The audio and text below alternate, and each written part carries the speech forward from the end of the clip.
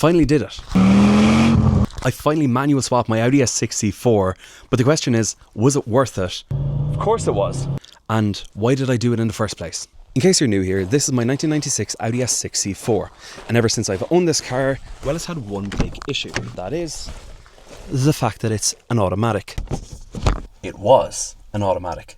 And while yes, it was a businessman's Autobahn saloon, I think it deserved a gearbox that allowed this engine to breathe.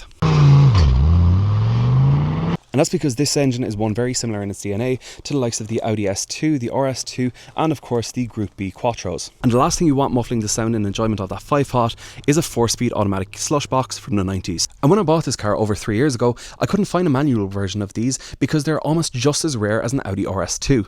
So I settled for an automatic, and the plan was always to manual swap it. So over the course of 3 months, I spent almost every single evening driving over an hour to where the car is stored, getting a little bit of work done on the car, and then driving over an hour home.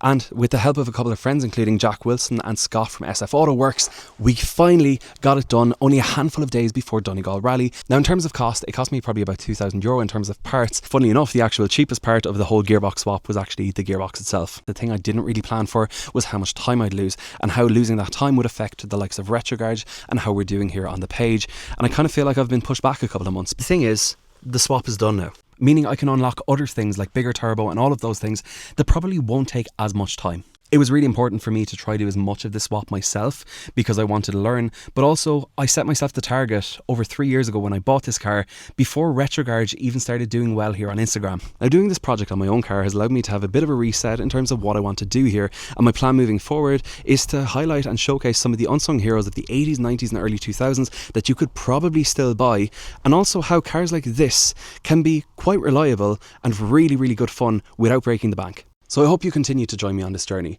And as always, please don't follow Retrograde if you don't like old school and classic manual swap cars like this. I'll talk to you as always in the next video. Cheers, take care, bye bye.